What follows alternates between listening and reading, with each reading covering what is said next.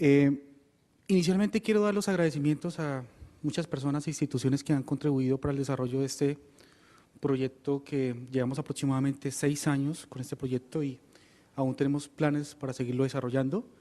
En principio al Grupo CEMEX por el apoyo económico de la investigación, al personal de los laboratorios del Instituto de Ingeniería de la Universidad Nacional Autónoma de México, muchos estudiantes de licenciatura o pregrado, estudiantes de maestría y también otros estudiantes de doctorado que han contribuido también para el desarrollo de este proyecto de investigación experimental y analítico tan extenso. Y por supuesto al Instituto del Cemento y el Hormigón de Chile y a las empresas patrocinadoras por esta invitación especial, que para mí fue un gusto aceptar y compartir con ustedes las experiencias que hemos obtenido en México y en Colombia. Inicialmente quiero empezar por hablar cuáles son las medidas que toman los diseñadores de vivienda para suplir la necesidad o los requisitos de los reglamentos de diseño sismo resistente. Pues bueno, unos de ellos utilizan mampostería de mayor resistencia, otros colocan refuerzo horizontal, otros utilizan mallas de alambre soldada ancladas a los muros. Esto se utiliza mucho en México después del sismo de 1985, sismo que todos conocemos muy bien y los efectos que tuvo la ingeniería sismo resistente no solamente en México, sino en el mundo. Y otros utilizan muros robustos de concreto, de mampostería, y otros, finalmente, utilizan muros de concreto empleando requisitos mínimos de refuerzo. Estas son algunas de esos pasos que adoptan algunos de los diseñadores de vivienda en el mundo. Bueno, es importante mencionar que en México y en algunos países de Latinoamérica la construcción de vivienda se ha incrementado considerablemente en los últimos años. ¿Por qué? Pues porque los gobiernos están comprometidos con brindar una vivienda a toda la población de sus países. Por ejemplo, para México en este año 2012 se esperan que aproximadamente 1 millón de viviendas se construyan para la población. Muchos de esos conjuntos habitacionales actualmente en México se están construyendo utilizando viviendas de concreto en su totalidad, cimentación, muros, losas superiores. ¿Cuáles son las características típicas de estas viviendas? Por ejemplo, aquí tenemos prototipos de viviendas de 1 piso, viviendas de 2 pisos, la cimentación, que consiste en vigas de concreto reforzado en las 2 direcciones, muros de concreto reforzado también en las 2 direcciones, una altura libre aproximadamente de 2.4 metros, un área de piso que varía aproximadamente entre 35 y 65 metros cuadrados, y pues estas son características particulares de vivienda económica en Latinoamérica.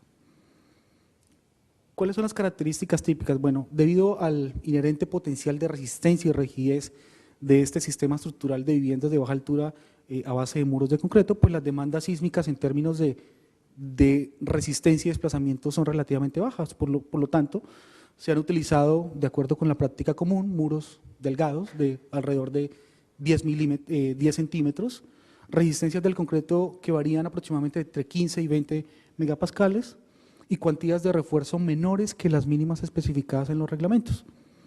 Por ejemplo, el refuerzo a flexión, este tipo de viviendas está gobernado por deformaciones de corte y por lo tanto el refuerzo de flexión es el refuerzo mínimo que se especifica en el reglamento. La preocupación principal en estas viviendas son los esfuerzos y las deformaciones de cortante.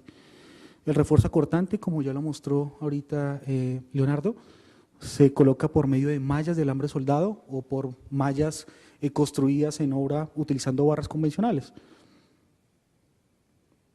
Y se utiliza una formaleta de acero que lo que nos ayuda, junto con las características específicas de las mallas, es a incrementar, a disminuir el tiempo de producción de las viviendas y por lo tanto directamente con disminuir el costo de la vivienda.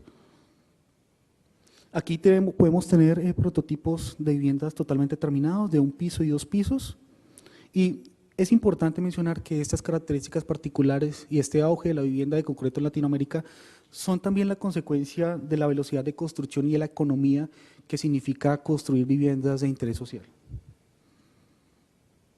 Bueno, ¿cuáles son las características deseables que nosotros los ingenieros estructurales tenemos que cumplir en una vivienda, bueno, no solamente en las viviendas, en todas las estructuras, pero para el caso particular de la vivienda de baja altura.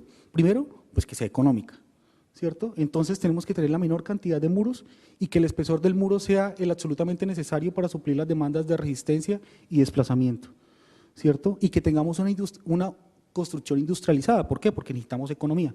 Por lo tanto, tenemos que utilizar formaletas industrializadas y mallas de alambre soldado en muchos de los casos para pues, que nos ayuden a cumplir con este requisito. ¿Y cuáles son los requisitos en términos del desempeño sísmico? Como todos sabemos, ahorita el auge del diseño sísmico por desempeño, debemos cumplir pues, con 3 objetivos de desempeño. El primero de ellos, pues que para un estado límite de servicio, básicamente, no presente fisuras en este estado límite de condición de servicio. Por lo tanto, debemos proveer de los métodos necesarios para que la contracción por fraguado y el asentamiento plástico no generen agrietamientos del concreto que puedan originar en el usuario final un confort no adecuado. Y en general también buenos acabados. Bajo nivel de agrietamiento para demandas sísmicas baja y moderada, porque para diseño sismo resistente debemos que aceptar que para una determinada demanda sísmica la vivienda se tiene que agrietar, ¿cierto? Entonces, para este tipo de demandas que se agriete, pero pues que no se agriete mucho, ¿cierto? Y para una demanda, para un nivel de desempeño elevado, que haya un nivel de agrietamiento que en general sea reparable y fácilmente desarrollable para el usuario final de la vivienda.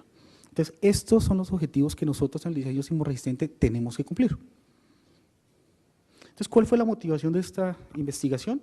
Pues el ahorro que se logra con la rapidez de la construcción y el empleo de concretos especiales, como son los concretos autocompactables, autoconsolidables o concretos de tipo liviano, que nos ayudan.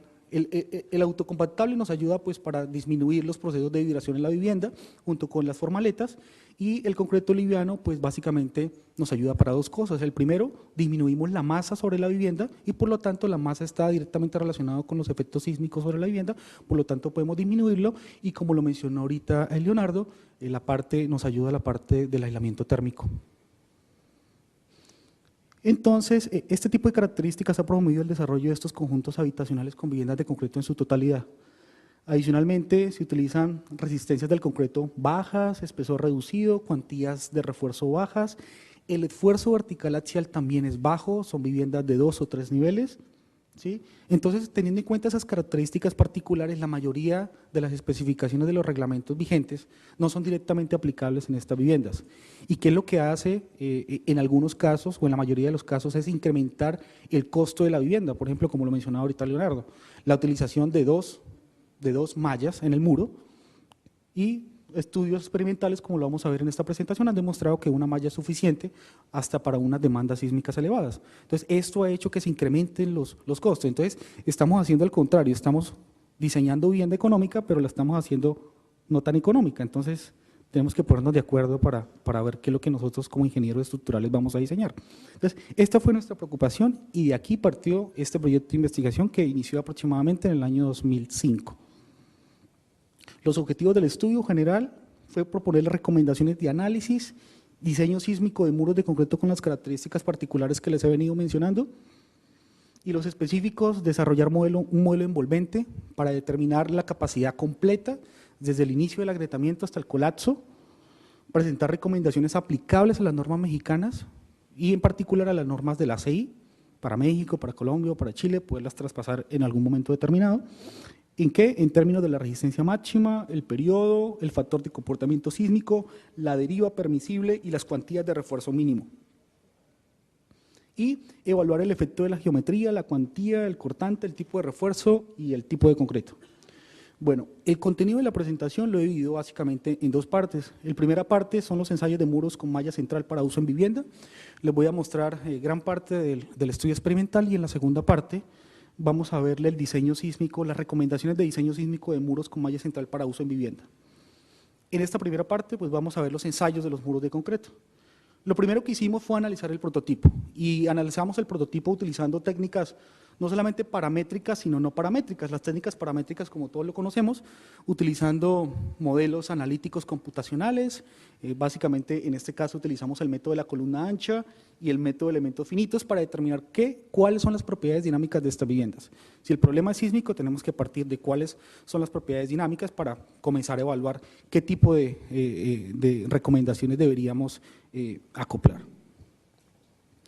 Y a partir de estos modelos encontramos que el esfuerzo vertical axial en condiciones de servicio para esta vivienda es aproximadamente igual a 0.25 megapascales, el cual es significativamente diferente a los muros que tendríamos en un edificio de mediana o gran altura. Adicionalmente, analizamos el prototipo de vivienda utilizando pruebas paramétricas, que básicamente consiste en análisis de pruebas de vibración, análisis espectrales convencionales de pruebas de vibración ambiental, para determinar cuáles son las propiedades dinámicas de estas viviendas en determinadas direcciones, en la dirección principal, perpendicular y en la dirección rotacional, y a partir de estos modelos, con estas pruebas de vibración ambiental, encontramos que el periodo de vibración de este prototipo de vivienda de 2 niveles, que fue el que escogimos, sería aproximadamente igual a 0.12 segundos. Esa fue la primera parte del estudio de caracterización de las propiedades dinámicas. En cuanto al programa experimental, las variables de estudio se obtuvieron de la práctica de diseño y construcción en México, las cuales son muy similares a muchos de los países latinoamericanos. Básicamente, en cuanto ensayamos 39 muros aislados de concreto, en cuanto a la relación de aspecto, que voy a seguir llamando en esta presentación, es la relación entre la altura y la longitud del muro. Muros con relación de aspecto igual a 0.5, los voy a llamar muros robustos, o sea, muros muy largos, muros con una relación de aspecto de 1, o sea, muros cuadrados, igual altura que longitud, muros esbeltos, muros cortos, pero un poco largos, controlados básicamente por flexión, y muros con aberturas tipo puerta y ventana. La segunda variable fue estudiar el tipo de concreto. Utilizamos 3 tipos de concreto de peso normal, convencional, que todos conocemos, el concreto de peso ligero y el concreto autocompactable con una resistencia nominal a la compresión de 15 megapascales. En cuanto a la cuantía de acero de refuerzo en el ALMA, utilizamos la cuantía mínima del reglamento del 0.25%, utilizamos el 50% de esa cuantía y utilizamos muros sin cuantía de refuerzo como un parámetro de referencia. Pues vaya que estos ensayos nos sirvieron mucho para proponer recomendaciones que en la segunda parte de la presentación vamos a ver. Utilizamos 2 tipos de acero, mallas elaboradas utilizando barras corrugadas convencionales y malla de alambre soldado, mallas electrosoldadas, y utilizamos 3 tipos de ensayo: ensayos dinámicos en mesa vibratoria, ensayos cuasi estáticos, monotónicos y cíclicos, reversibles. Muy bien, en la primera etapa del programa experimental utilizamos exclusivamente muros con una relación de aspecto igual a 1, pero en esta etapa estudiamos los 3 tipos de concreto.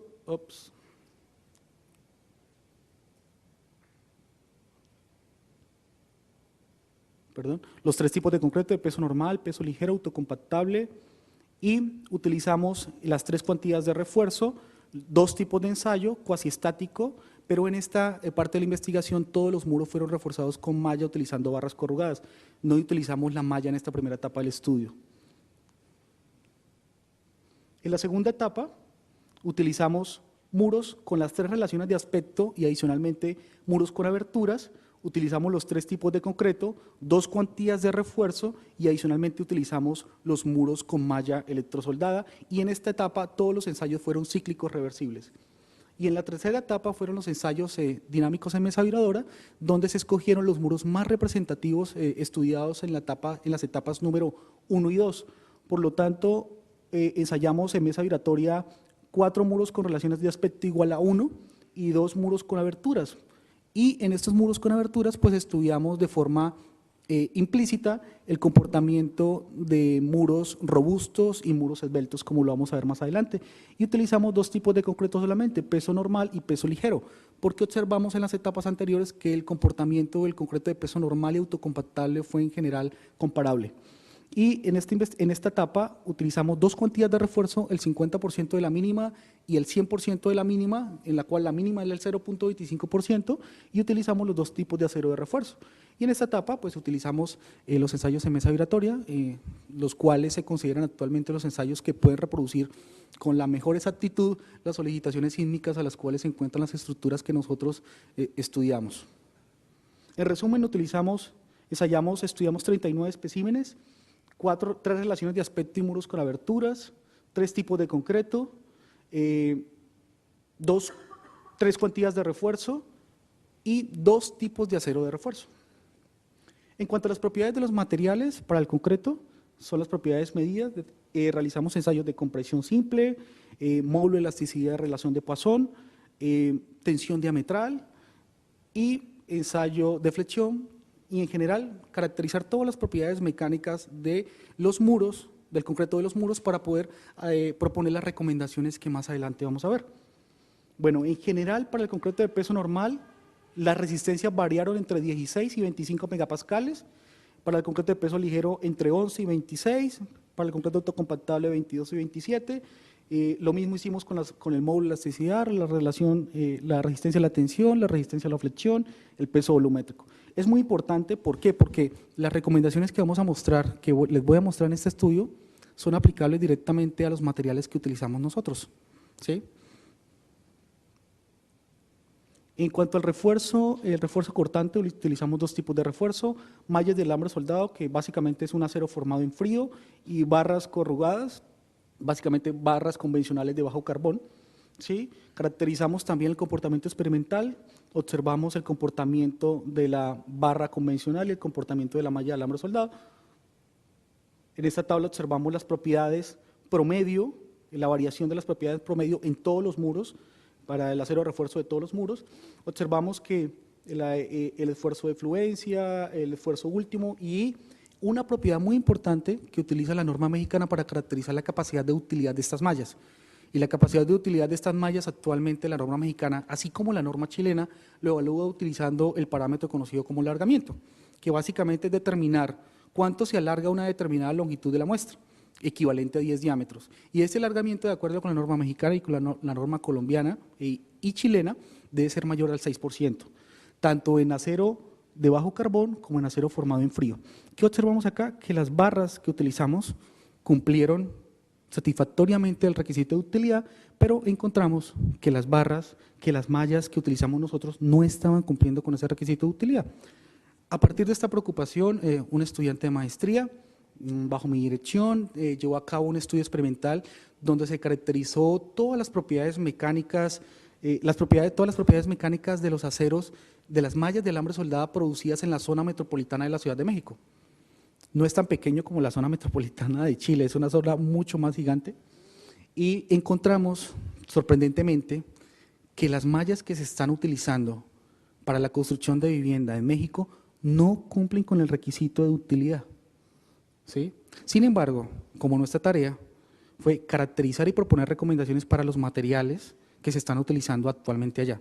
Sin embargo, fuimos muy explícitos con las autoridades correspondientes de hacer cumplir con la reglamentación vigente, porque nos acercábamos a las empresas proveedoras de este material y decían que cumplían la norma, todos en teoría cumplían, pero cuando nosotros nos llevamos las muestras al laboratorio, pues observamos que no cumplían. Hay un estudio para ello y aprovecho la oportunidad para decirles que la información que soporta esta presentación será entregada al Instituto del Cemento y el Hormigón y estará disponible para todos ustedes, ¿sí? Y ahí se encuentra el estudio donde lo pueden verificar, y yo hago una recomendación para que a partir de los profesores de las universidades que probablemente se encuentran acá, lleven a cabo un estudio para verificar el cumplimiento de las propiedades que especifican los reglamentos, porque la mayoría de las veces nos olvidamos de estos requisitos. ¿Sí? Entonces es importante verificarlos antes de proponer alguna recomendación o antes de tomar alguna decisión respecto al comportamiento de este tipo de viviendas. Aquí mencionó muy bien esto, que estos alambres de mallas utilizadas específicamente en el estudio no cumplieron con los requisitos. En cuanto a la geometría de los muros, estos son los muros cuadrados que les mencionaba, 25 especímenes, muros robustos 6 especímenes en total, muros esbeltos 4 especímenes en total y muros con aberturas puerta y ventana 4 especímenes en total, pero en estos especímenes tenemos muros esbeltos y muros robustos. En cuanto a la configuración del refuerzo, por ejemplo, para un muro con relación de aspecto igual a 1 y una cuantía igual a la mínima correspondiente utilizando barras corrugadas, utilizamos en una sola capa, un muro de 10 centímetros de espesor, una malla de barras separadas cada 25 centímetros y para el 50% de esa cuantía el mismo diámetro de la barra pero separadas cada 50 centímetros y para el caso del 50% de la cuantía de refuerzo recomendada pero utilizando mallas, utilizamos una malla con alambres de 4.9 milímetros y una separación de 15 centímetros y estos son las esquemas de refuerzo equivalentes al 100% y al 50% de la cuantía de refuerzo recomendada en el ACI. En cuanto al diseño de los ensayos, pues utilizamos las propiedades dinámicas que investigamos al inicio de la investigación. ¿Y qué fue lo que hicimos? Hicimos que al inicio de los ensayos en mesa vibratoria, las propiedades de estos modelos fueran iguales a las propiedades que tendrían al hacer parte del prototipo tridimensional. O sea que durante el ensayo en mesa vibradora es como si el murito estuviera haciendo parte de la vivienda, teniendo en cuenta que las propiedades dinámicas fueron similares al inicio del ensayo. Ya vamos a ver el dispositivo. Y utilizando el periodo que les comenté inicialmente de 0.12 segundos, por lo tanto, a partir de la rigidez del muro, determinamos cuál sería el peso dinámico que necesitaríamos nosotros para que al inicio de los ensayos el periodo de vibración de este modelo fuera igual al periodo de vibración que tendría al hacer parte de uno de estos muritos de la vivienda y encontramos que el peso dinámico que tendríamos que adicionar en la parte superior de los modelos, si lo hiciéramos a escala 1:1 sería igual a 45 toneladas y para escala 1:1.25, o sea, el 80%, 23 toneladas. Por lo tanto, la diferencia acá, como en cuanto a los factores de escala de la masa va al cubo, decidimos escalar levemente los modelos ensayados en mesa vibratoria exclusivamente para disminuir de forma importante la masa. Y utilizamos un modelo de similitud simple. Utilizamos 3 registros sísmicos. ¿Para qué? Para representar los 3 estados límites que les mencioné inicialmente, el estado límite de agrietamiento, el estado límite de resistencia y el estado límite último. ¿Cómo hicimos ello? Este registro sísmico fue un registro registrado en la estación Caleta de Campos, Michoacán, de México, en la zona del Pacífico mexicano, con una aceleración máxima de 0.4 G, y para representar los otros estados límites de mayor intensidad, con una magnitud de 7.7 y 8.3, utilizamos funciones de Green para hacer las simulaciones de eventos de mayor severidad, no solamente en intensidad, sino en tiempo. Y verificamos que siempre se estuvieran cumpliendo las condiciones similares de ensayo para las propiedades dinámicas del prototipo que estábamos estudiando. Este es el esquema, el dispositivo de ensayo que utilizamos para el ensayo de los muros. Aquí está el ensayo de un muro con aberturas tipo puerta y ventana, en el cual este es un sistema de transmisión de fuerza inercial que nos permite simular que la masa estuviera encima del prototipo. ¿Por qué? Porque se desliza sobre un sistema cuyo fuerza de fricción, coeficiente de fricción es cercano a 0, pues así lo hicimos, lo verificamos y utilizamos unos dispositivos que se utilizan actualmente en Japón para aislamiento de estructuras y efectivamente lo medimos y fue cercano a 0.1%. El esfuerzo axial representado por el 0.25 megapascales, es un esfuerzo relativamente bajo, lo representamos por esos lingotes de plomo. Vamos a ver un ejemplo de un ensayo corto.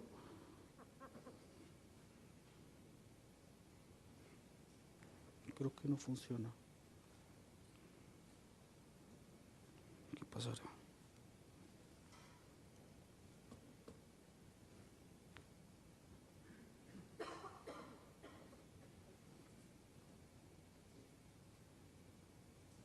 Bueno, por alguna razón no pasó ahí.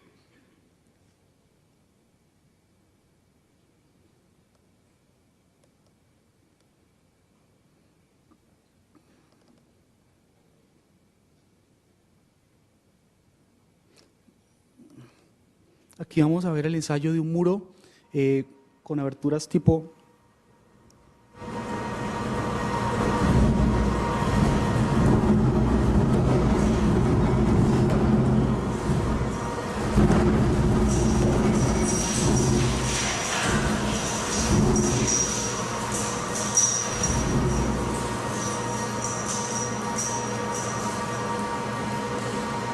Este muro fue un muro ensayado con el 50% de la cuantía mínima utilizando malla de alambre soldado y este fue el estado límite último del muro. Como observamos, el comportamiento del muro fue bastante satisfactorio para este tipo de particular de configuración. Observamos que la resistencia, la capacidad máxima de resistencia le dio el muro robusto, como no lo suponíamos, y que la falla se presentó en esta parte de la abertura.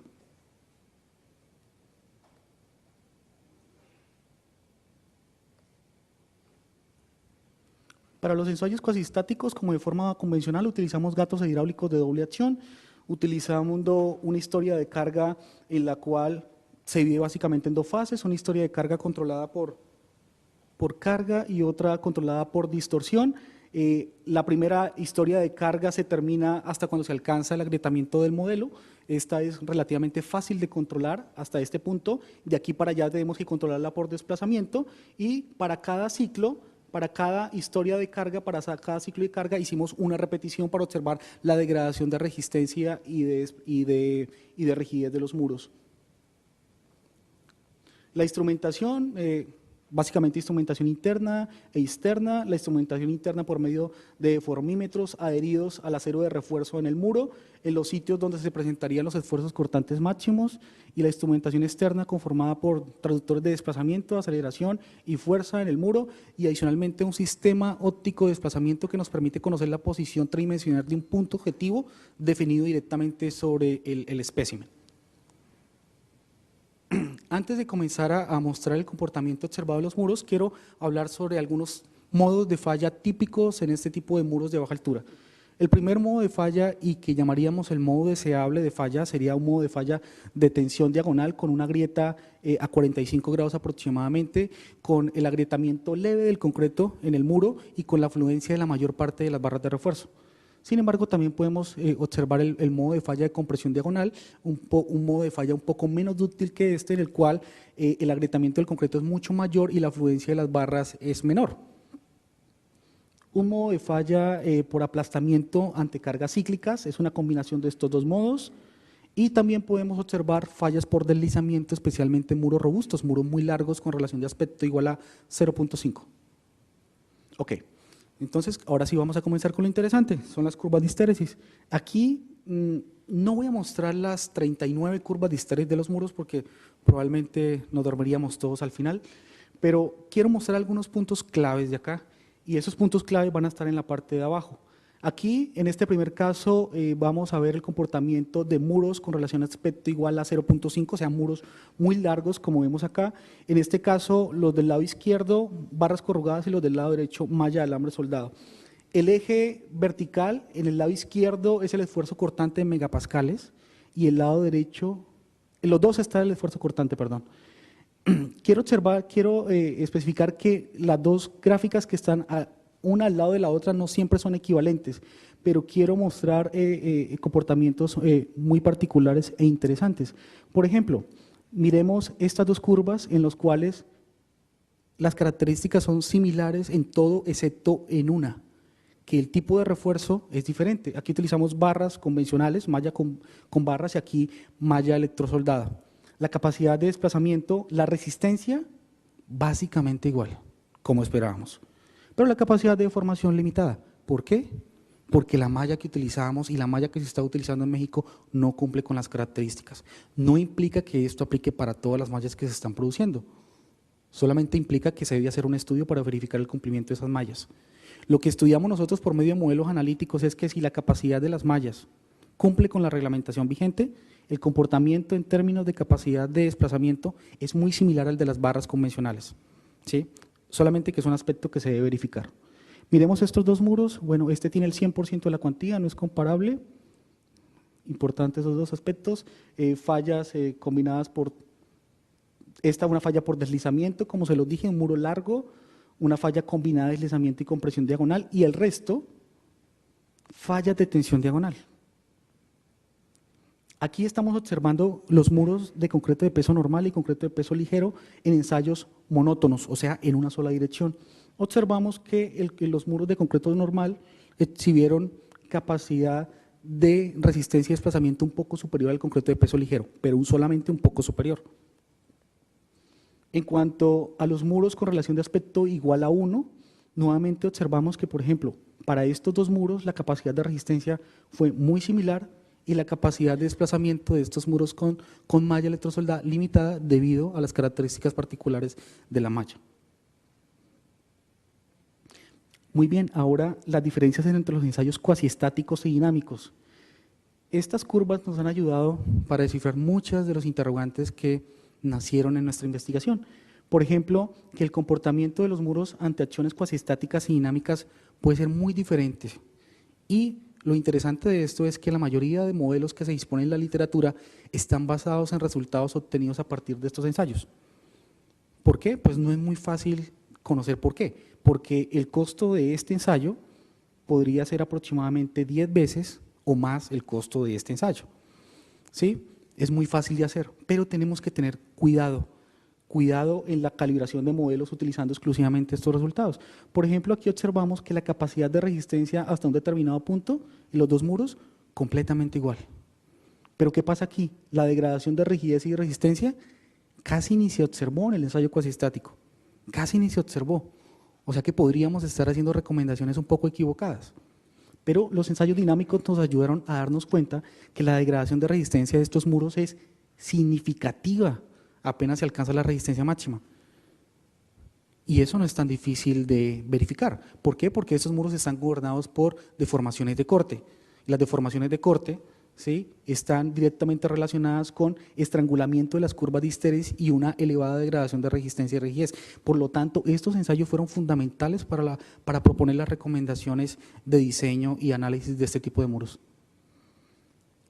Nuevamente muros cuadrados, ensayos cuasiestáticos y dinámicos, pero otra cosa importante, aquí observamos la degradación de resistencia.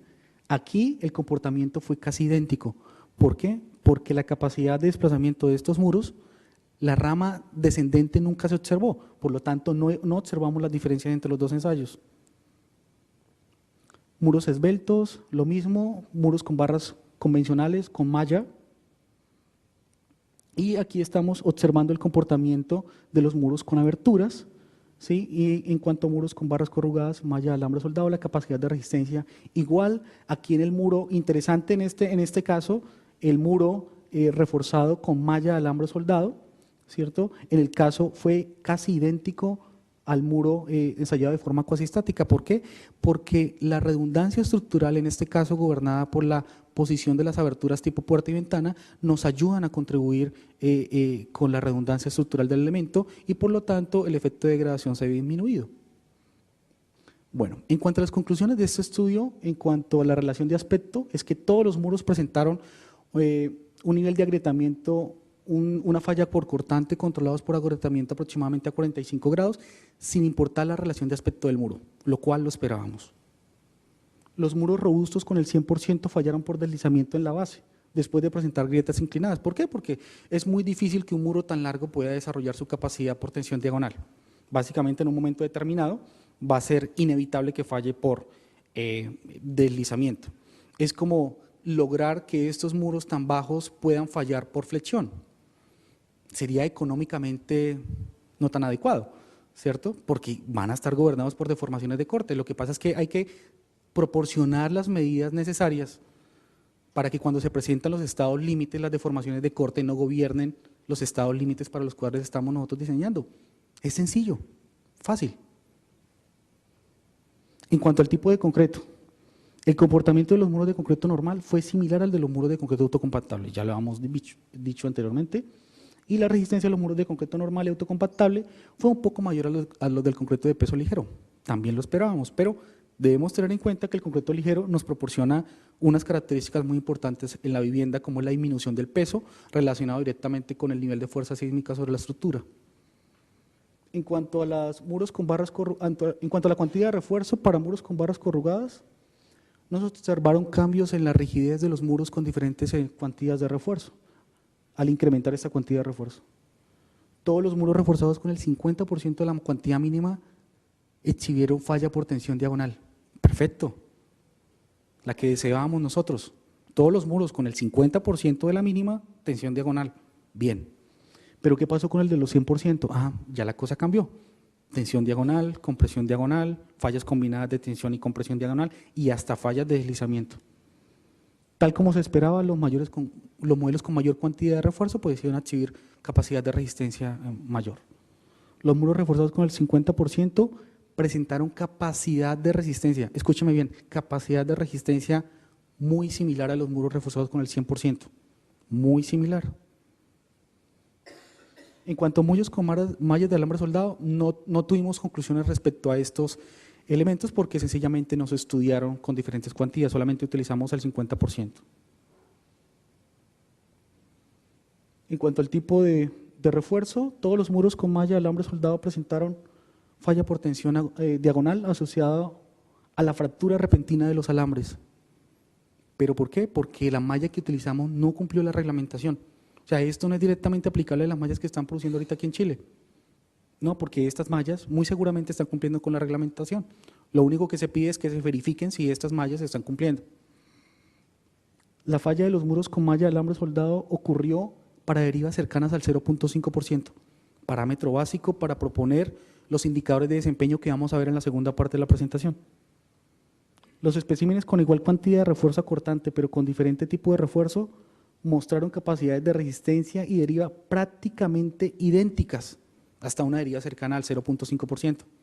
Bastante importante. ¿Sí? O sea que tenemos que limitar nuestras demandas hasta ese nivel de desplazamiento si queremos hacer comparables los dos tipos de muros. El uso de la malla que nosotros en México utilizamos puede considerarse cuando las demandas de desplazamiento sean leves. Sin embargo, siempre se logran ahorros significativos en el proceso de construcción. La disminución de la mano de obra la mano de obra se disminuye de forma considerable, es muy importante. Los tiempos. En cuanto a los ensayos cuasistáticos monótonos versus los cíclicos, la resistencia de los muros ensayados de forma cíclica fue menor que la de ensayos monótonos. Claro, tenía que ser así porque el ensayo monótono solamente da una dirección y el cíclico incluye los efectos reversibles. ¿Sí? Y lo mismo pasa con el ensayo dinámico. El número de ciclos y el efecto de la fatiga de bajo número de ciclos juegan un papel importante. Los muros ensayados en mesa vibradora exhibieron modo de falla y patrón de grietas de daño comparables a los muros ensayados cuasistáticamente. Pero ¿qué observamos? Que el agrietamiento de los muros ensayados de forma cuasistática fue mayor que el de los muros ensayados en mesa vibradora. Sí, sorprendente, pero ¿eso por qué pasa? Eso pasa básicamente por el tipo de ensayo que uno hace.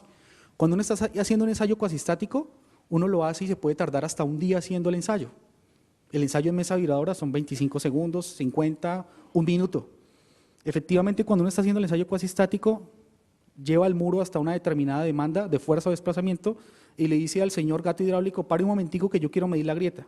Pues efectivamente, durante esas pausas que se hacen, se prolongan las grietas y se podrían estar obteniendo conclusiones erradas del nivel de agrietamiento de los muros. Entonces hay que tener mucho cuidado al momento de establecer conclusiones de acuerdo con los ensayos cuasistáticos. Son muy buenos y ayudan a calibrar muchísimas cosas, pero hay que tener mucho cuidado con estos efectos de la velocidad de aplicación de carga, el efecto de bajo número de ciclos, la prolongación del agrietamiento para carga cero, para carga máxima.